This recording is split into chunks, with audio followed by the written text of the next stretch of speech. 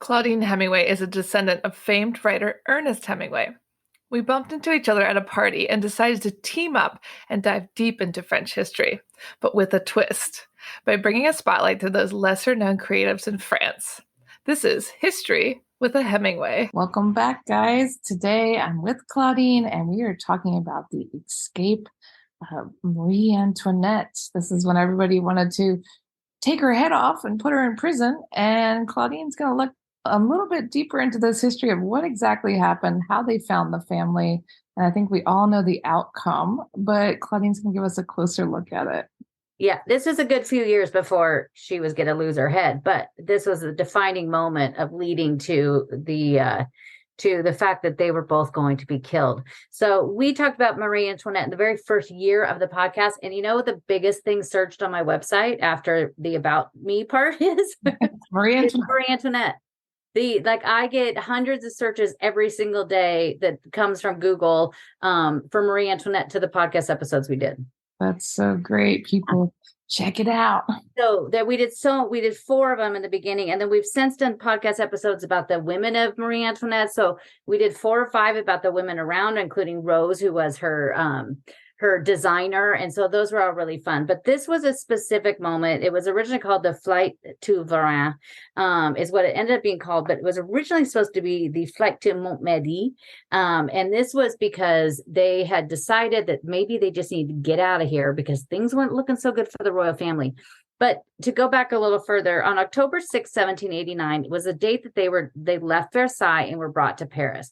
So October 5th is when the women marched out there from the center of Paris with their pitchforks, and it was mostly all women. 99% of it was women, and it was thousands of them, and marched out to Versailles because they were starving and they were tired of not being able to have food. And what was the kicker of this is just days before that, they threw this huge banquet at Versailles in the stables, which is right by the entrance of Versailles. And it was for like 200 soldiers. So it was the Swiss Guard and then all these other soldiers of Louis XVI. And they had this huge feast. And when the people of Paris heard that, they were like, that's it. We've had enough. We're starving to death. And they have no clue what's going on. And they're having this lavish feast. So the women marched out there and they were like, basically, give us some bread. I mean, that's pretty bad when you're just like, I just want some bread, guys. Like, come on. Yeah. And they're just like, knocking back the wine and having probably multi-course, 4 or 5 hour French dinner. And so they were pretty ticked off. And I'll put a link to the episode we talked about that, but it has a lot more goes into it. They had actually somebody that went and spoke for them. They went into Versailles. They talked to the king. They went to the National Assembly, talked to the National Assembly. They actually all came to an agreement. They went to the king, and the king was going to sign off on it. And one of the leaders of like this whole group of women was also there. But the women that were standing outside and all of the other people that were getting fed up with it, they were basically like, we're standing out here. We've stood out here all night and we're not getting any news. So that's when they decided to charge the chateau, to decapitate the guards, and then push their way into the chateau looking for Marie Antoinette. But it was actually all taken care of. Everything was going to be fixed. If they had given it like an hour, everything probably would have just been fine. I think this is an excellent example of being hangry. I mean, they were definitely angry. I could decapitate some people when I'm hungry. That blood sugar drops. This is the first episode in the history of the world of people being hangry. Actually, we probably could go back much further for many incidents about people being angry. Angry, man. It happens. But that was what led up to it. And so on October 6, 1789, they were brought back to Paris, and they put them into the Palais des Tuileries that was there at the end of the Louvre, and nothing remains of that. Well, sort of, but most of the chateau itself is gone. But they brought them there because they thought, we're just going to put them in Paris. We'll keep an eye on them. And things are pretty good for them for 3 years. Until June 21st, 1791. So for 3 years, they were just there basically hanging out. People were keeping an eye on them, but they could come and go and they could do whatever they want pretty much. So on June 21st, 1791, this is when it all of it went down. So Louis XVI actually wanted to escape, and he had put together his thoughts. He was the one that actually was leading all of this and putting it all together. He wanted to actually be a navigator. That's what he wanted to do when he grows up. He wanted to be a navigator.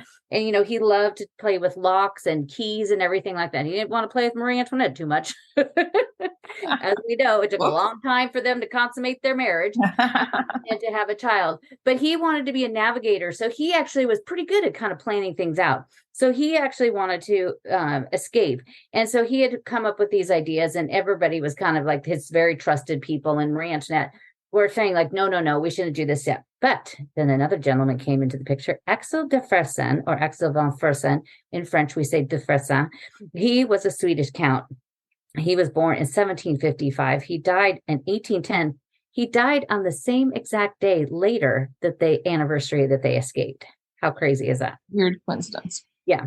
But Axel, I need to do a whole episode about him, because Axel was very close with Marie Antoinette. They met on January 30th, 1774 at the Opera House in Paris. There was a masked ball, and she had snuck into Paris to come do this. Louis XV finally said, yes, you could go visit Paris, you and Louis XVI, it will be your grand, entrance into Paris. But she didn't want to wait that long. And so she was able to convince some people to sneak her out of Versailles, bring her up here to Paris, and sneak into this masked ball, because it was perfect. She could cover her face. And if you've watched the Sofia Coppola movie, Marie Antoinette, Kristen Dunst, they depict this in there. So go watch it if you're after you listen to us. But she went in there and she met him. And in the movie, the hot guy that's in 50 Shades of Grey plays Axel. We love that. In the movie. But so that's when she and Axel first met. In 1780, he went to America to fight in the War of Independence. He returned in June of 1783, and he came out to Versailles because now he was working under the king. And he goes up to Versailles, and he and Marie Antoinette see each other, and they just, remember seeing each other that night. And for years and years and years now, hundreds of years, historians are like, we don't really know. They have all these letters. But I'm like, no, they were doing it. But we're not sure. And then just a couple of years ago, they were like, they've deciphered all of these letters because they had this secret, secret language. And they figured it out because they found some papers where it had their code on it. Oh my God, I love that. And they said, well, okay, yeah, actually they did. They were these love letters. And if you're in Paris at the archives, the archives, it's over there in the Marais, it's right in the same giant block as the Carnavalet Museum. The archives has some really amazing stuff. And right now they have an exhibition going on about Louis XVI and Marie Antoinette in the Tuileries. And there's a whole section about her love letters with Axel. Oh, we got to check that out. I know, it's so cool. And it's a free museum to go into, but hardly anybody's ever there. It's a really, really cool place to go. But so he was involved with this whole plot. He was the one that he borrowed 300,000 gold coins from this woman that apparently he'd been sleeping with as well to help them escape. And he ended up actually going to this carriage maker and commissioning to have this carriage made. And it had to be nice and good for the family, but it couldn't be too fancy, because as the plan starts, they obviously couldn't be seen as the king and queen leaving Paris. Obviously, yeah. So on Louis XVI, on Easter of 1791, on April 17th, he had made an announcement that he wanted to spend his Easter with the family at Saint-Cloud. And Saint-Cloud was a chateau that's not far outside of Paris. You probably know of the town named Saint-Cloud, but nothing remains of this chateau today. But he wanted to go out there, and they refused because they thought, he could probably escape if he goes there. But then they finally said, okay, we'll let him go, but he'll be under, heavy guards. And so they left the Tuileries, and they were on their way. They didn't even make it to the Place de Carrousel, because in front of the Place de Carrousel, there's all these people that were just outraged and mad that he was leaving, and how dare he just get to go away for the Easter weekend. And there was a huge thing with the guards, and like 25 people were killed. And so Louis thought, well, let's just go back to the chateau.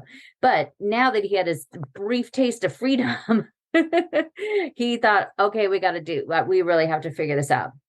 So in September 1790 is when the plan began to leave, and they were going to go to the north of France, with Montmedy, because there was still heavy support for the monarchy there. So they thought, we'll go up there. We have all the support from the monarchy, and then they will be able to help us get support from outside of France, and then we'll be able to either escape or be able to get the throne back. I mean, it seems like a pretty good plan. Also, I don't understand, like, he was ready to give them what they wanted when they captured her. And she'd be like, look, dudes, we're just signing this thing. Wait a couple minutes. It's all good, you know? Well, when you had these ladies that were hangry with pitchforks and the heads of the guards on it, they might have been past the negotiation stage. Once again, hangry is no joke. Those women probably would have been like, wait there. Give us a frickin' sandwich. But so now and then they were going to the National Assembly. He was even like, at this point, he had signed all these things saying, yes, they'll change this. He'll end up, that they'll have like a presidency and, basically changing all these things. But because of what they did in this June evening and the 2 days afterwards, it basically threw everything into flux. And so Fersen had passports created for all of them. They decided to change. And so they went and they became the servants of a governess of Russian children. And so they changed it. So Louis and Marie Antoinette were in a costume dressed as basically like the maids. The maid and the footman. And then their children were dressed up as these, Russian children. And then there was all these other people. So they had, Madame Elisabeth, who was the sister of Louis XVI. She was there. And they were all basically dressed as like the servants of these Russian royal children. Yikes. Yeah. So Fersen has this coach made, and it was at this, the coachmaker was Jean-Louis, and his coach was just at the Quai Malaquais, which is just right on the left bank, not too far from me. And it was, so it was green with yellow wheels. And the green is kind of important because it was the vert wagon was the green color. It would then also be the same color green that they would paint the carriage that he was taken to his death by guillotine. And today you see that same shade of green. I bet you see it in Paris 40 times a day. It's a beautiful color. It is. And it's the green that's on the bouquinistes. It's on the benches. It's on the lampposts. It's on pretty much everything in Paris is that green. And it goes back to that color of the carriage of the Louis XVI. That's so fun. And it's called vert wagon. So it's basically wagon green. I mean, that's morbid, but we like the color. Yeah, we do. So, and it's also supposed to blend in with the nature. It's working. Yeah. So this coach was going to be pulled by 6 horses, and it was ordered in March of 1791, and it stayed there until June 2nd. The officers and the gentlemen that they chose to be there with them, the bodyguards, they chose them all out of loyalty because these were their most loyal, companions that took care of them, which was probably the biggest mistake. They should have actually chosen people that were competent. Uh-oh. And not just loyal. So at 12:10 a.m. on June 21st, 1791, the family snuck out of the Tuileries. Earlier that night, at 10:30 p.m., 2 maids left, and at 10:50 p.m., Fersen comes in and he takes the children and the governess. So he takes the governess, Louis de Croix, and he takes them down the Rue de l'Echelle, which is just right. The street is still there. It's just right outside of the Louvre, and it's just right there off of where the Tuileries would be. And so he took them there, and then he was going to wait there for them. They were waiting in a different carriage, like a smaller carriage, and then they'd eventually get them to the other one. So at 12 o'clock and 11:30 p.m., Marie Antoinette and Louis XVI pretend to go to bed. Said, good night, everybody. See you later. And at 12:10, they left, but they left separately. They went out 2 different ways out of the Tuileries. And this street, because last Sunday on my live video, we actually walked this route, and I'll put a link to the video so you could actually watch it. But it is not far. I mean, this was maybe a 5-minute walk. Louis got to the car within 10 minutes. Marie Antoinette took an hour and 40 minutes because she got lost.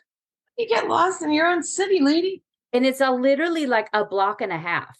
Oh man, they weren't the smartest bunch. Well, but it was different then. Like now, this is, the 18th century. So they didn't they didn't have, concrete. And the streets were very tiny, and, there'd be this weird houses. And so, it's already like, where we're from in the US, streets are like grids mostly.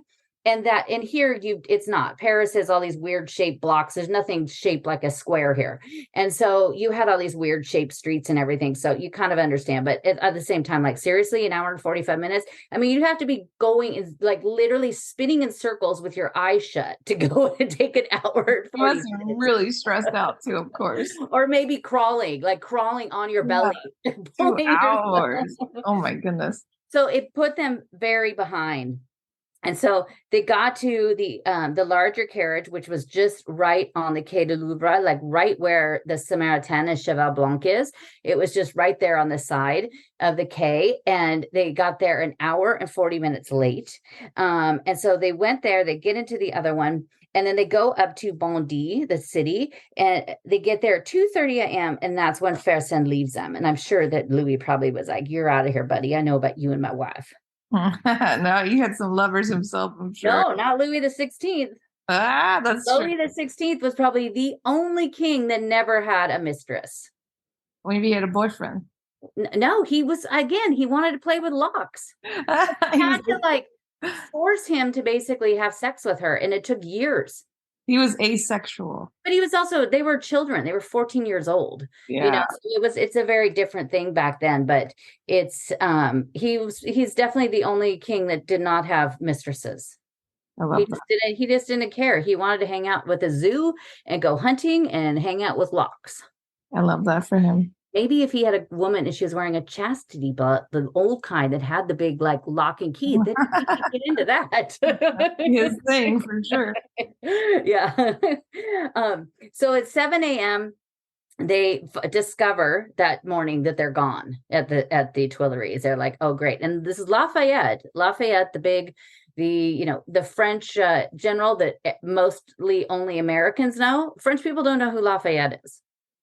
Yeah, that's kind of weird. It is kind of strange, but everybody in America, especially since Hamilton came out, everybody knows who Lafayette is. But he was the one that was working in there. And another big mistake, Louis XVI left a 16-page declaration that was like his political will. That was a stupid thing to do. Yeah, why? Yeah, and you could also see that at the archives. They have it in a double-sided glass case so you could see it. It's pretty cool. It's very faded. But by 10 a.m., all of Paris knows that he is gone. The family made it up to southeast of Reims in Champagne to the Pont de Somme town. And then they got to Vieille-Maison. And that while they were there, an innkeeper thinks that he recognizes them. They keep on going. At 11 a.m., they get to this town of Montmirail. They're 3 hours late now. And at 2:30 p.m. that day, they stop in another town. And at this town, the postmaster sees them and thinks that they think he looks really familiar. But they keep going on. The problem is that they were supposed to go because you had these horses and they couldn't stop. So they weren't stopping for these horses to have water and have something to eat.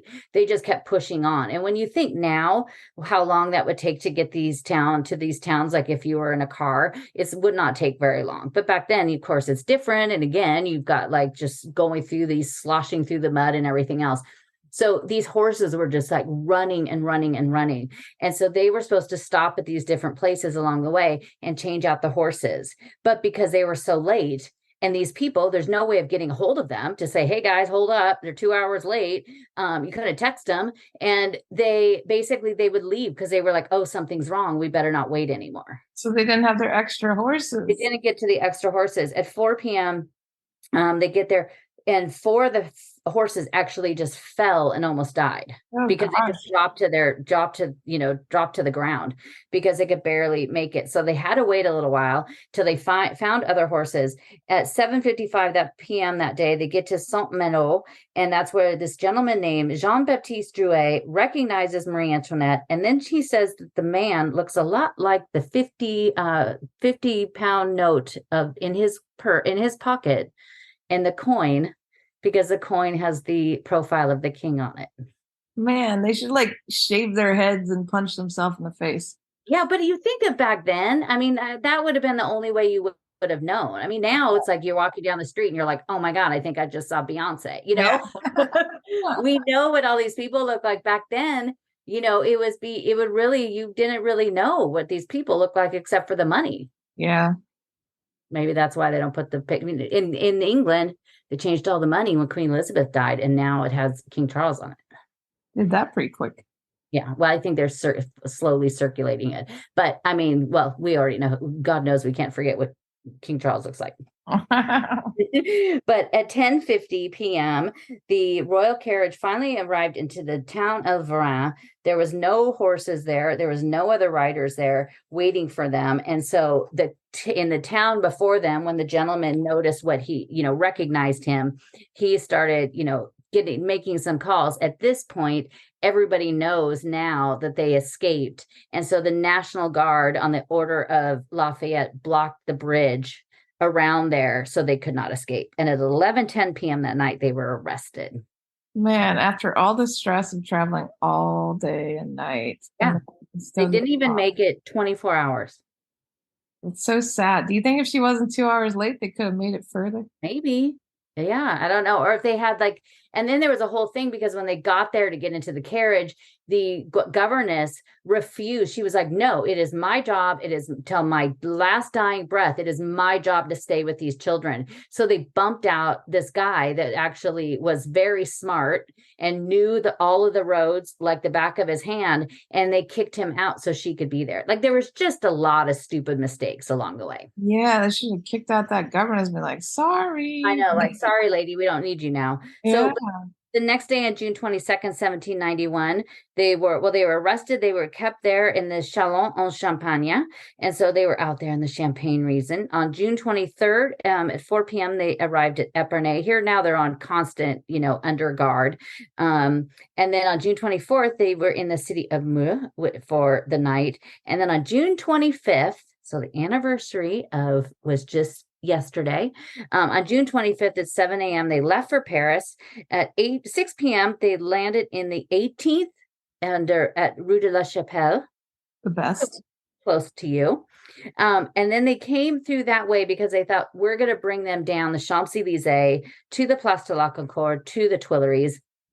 Okay, it wasn't known as a Place de la Concorde, but for your sake now, they wanted to bring them down that way. And Lafayette issued an order that said, if anybody applauds for them, you're beaten. And if anybody insults them, you'll be hung. What, insults them? Insults them, yeah. So it was kind of like you were just supposed to be like neutral. And so they were coming down at 10 p.m. They arrived down to the Champs-Élysées, started coming down the Champs-Élysées, and still people were just screaming and yelling and basically blaming her for all of it. It was all her problem. There's so much hate for poor Marie. There was so much hate for her. So they were brought back to the Tuileries. And now at this point, they're like, gone are the free days of you roaming around your palace by yourself. So at that point, they put them under severe, lock and key. And just a little over a year later, on August 10th, 1792, was a storming of the Tuileries. And that's when they went in, and these people went in and killed all the Swiss guards. And Marie Antoinette and the family was running through the Tuileries to get to the National Assembly. And just right there on the left bank. And there they were held into this room. And Louis was still taken care of. Like, what do you need? We'll put your feet up, hang out. And she was like thrown into like a dark closet. What? Yeah. She just was like, she was treated terribly. And then on August 11th, the next day, that is when they were taken to the Temple prison. And we all know what happened after that. So it basically was like, this was the last thing that they did this, and that now you've just marked yourself. I mean, like you said before, they were so close to like being like, oh, vote for president, whatever. Yeah. Why didn't they just stick with that? Yeah, I mean, I think that they just thought, okay, here's our last chance, but there was just so many mistakes along the way, and it just was crazy. I recently went to Versailles with this group of ladies I took out there, and we were able to do this tour into the parts of Versailles that you're not allowed to go into. And it was really cool. And we went into and saw where, they would play there, they gamble in these rooms, and this desk that dates back, to Louis the 15th. And it was this old mechanical desk, really super cool.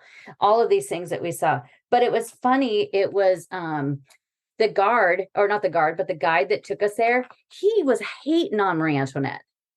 And he was French, but he would say something, and I was like, geez. And one of my ladies said, would you call this one of those kind of arrogant Frenchmen? And I was like, oh, well, but it was funny because he just was bagging on her. There was no that she was a scapegoat and she was a child and all of these things. He was blaming her for everything. And I was like, and a couple of times I was like, whoa, that's not exactly. But I was trying not to interject because, I didn't want to do that. But a couple of times I was like, Yeah, stop hating on her. He was totally hating on her. And I was just like, wow, okay. It's carried on after all these years. I know it was really interesting. And then I said, and I was like, well, actually, Louis the 14th's brother spent 5 times the amount of money that Marie Antoinette ever did on clothes and wigs and shoes and hair, and jewels and everything. And he was like, well, no, it doesn't matter. I'm like, okay. It doesn't matter. She's a woman and she's not French. We hate her. Exactly. I was like, geez, get over it, buddy. Not your time. No, but anything that has about Marie Antoinette is always really fascinating. But this exhibit at the archives is really, really cool. And I got this book there that is, it's basically the reproduction of the book that was made for her that had all of her fabric swatches in it. And on one side, it has a bunch of pages of the reproduction of that. And the other side is all about her fashion, drawings and stories about it. It's the coolest thing. And as soon as I saw it, I gasped. I was like, I must buy it. I must buy it. It's really cool. The archives does some really cool exhibitions, and nobody goes there. Yeah, I did a maternity shoot there one time because it was so empty, and it's beautiful inside. Inside it? Yeah. Oh, how funny. Those rooms at the Hotel Subi, because it's 2 buildings that were eventually put together. Yeah. The rooms at the pictures, and the woman actually just asked them hey, can we take some pictures here? And they're like, yeah. If you ask, they're okay, but she kind of had to beg. But if you just show up, obviously they wouldn't be okay. But it was pretty. I'd never been there, and I was like, wow, this is really interesting. They have the room that's kind of in the back corner, that's almost kind of a round shape, and the ceiling is so gorgeous, and it's Tiffany blue. Yeah, that's where we took the maternity photos. It's a really, really beautiful place. And again, just nobody really ever goes there, and it's free. It's closed on Tuesdays. But you could go there any other day, and it's absolutely free, and it's really cool. And it just has if you're interested in anything of the history of Paris, it's kind of a cool, and just right there by the Carnavalet. There's so many great museums there in the Marais to go to. You wouldn't do enough of it in one day. You'd need 2 days to get to all of them, because there's the Musée de la Chasse, the hunting museum, which is also an amazing one. There's so many cool ones to see around there. Yeah, definitely. Highly recommended. And don't forget to tune in to Claudine's live walks every Sunday. And make sure you head over to her website, ClaudineHemingway.com, to learn more, and tune in next week. Thanks for listening today, guys. If you're interested in learning more about Claudine, her tours, history, and the beautiful photographs that she posts all over Instagram, tune into her website, ClaudineHemingway.com.